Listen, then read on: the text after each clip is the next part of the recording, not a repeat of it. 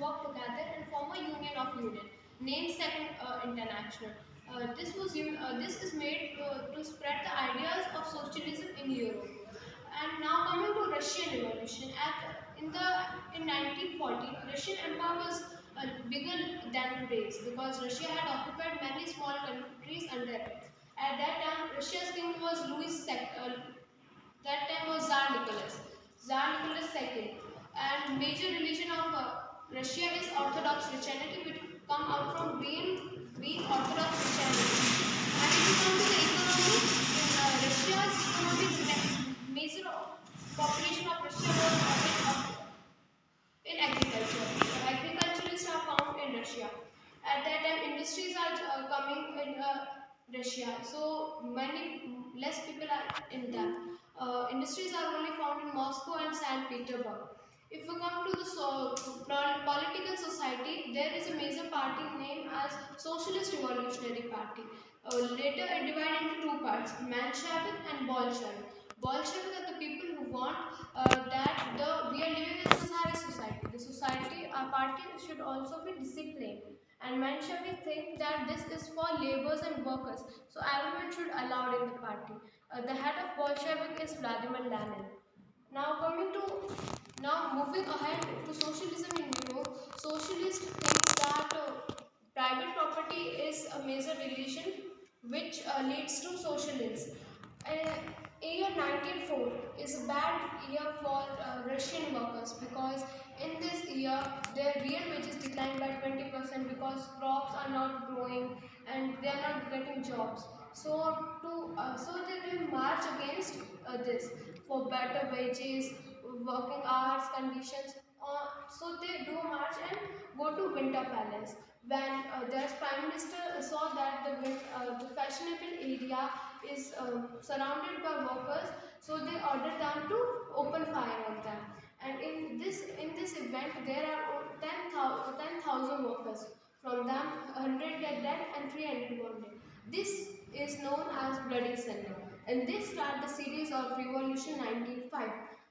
And then people are very angry from this step of Tsar, so they put a demand that we want to make a constitution.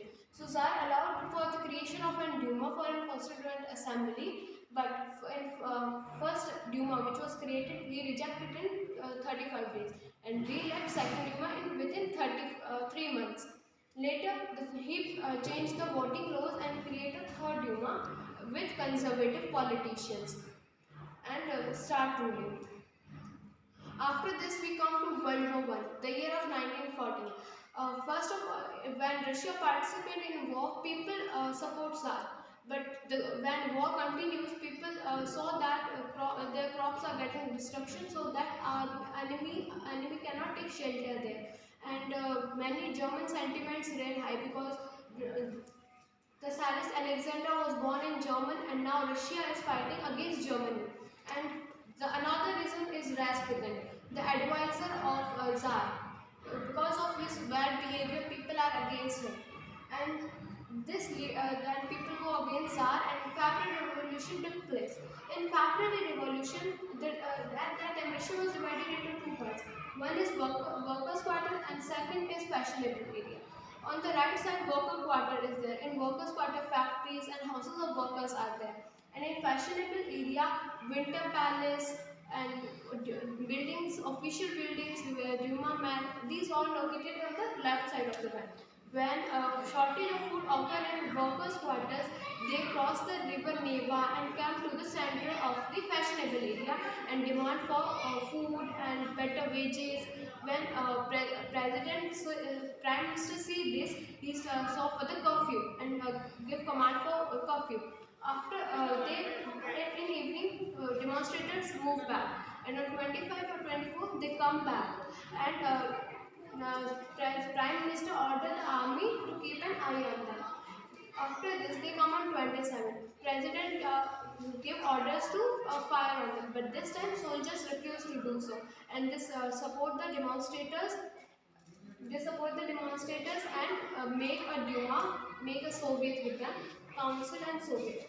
After this, they Council and Duma members and soldiers together make a provisional government to run the country. And on next day, commanders of commanders go to the Tsar to see its conditions and advise him to abdicate.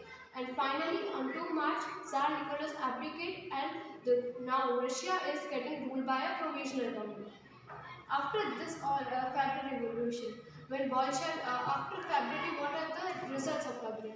After February, Vladimir Lenin, head of Bolshevik, come back to Russia from his exile, and he thinks that it was time for Soviet to take over powers. He put his 3 April theses, which are banks and land should be nationalized, so land should be declared social property, and war should be closed. So, when Bolsheviks come back in power, they do as he says. Banks and industries were nationalized, land was declared social property, and peasants were allowed to seize the land of nobilities. And he also do that houses of people were divided as the number of persons living, the number of family persons. And special hospitals were designed for people like Soviet had and this. Soviet hands were designed. October Revolution in October Revolution. This is also known as Bolshevik Revolution, because in this Bolshevik fight against the government. When government seized their 2 buildings, two newspaper buildings, in response, they seized government offices and go against them. And last in December, Bolsheviks come back in power, and they do so. After this, civil war occurs in Russia. In civil war is between 3 groups: Bolsheviks, known as Reds; Greens, known as Socialists; and Whites, yani pro-Tsarist, who are with Tsar Nicholas. So, Greens and Whites think that Bolshevik is coming in power. We have to stop them. So to stop Bolsheviks, they fought a war against them.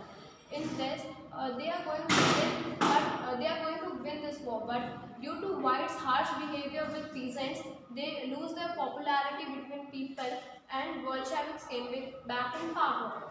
After and they come back in power.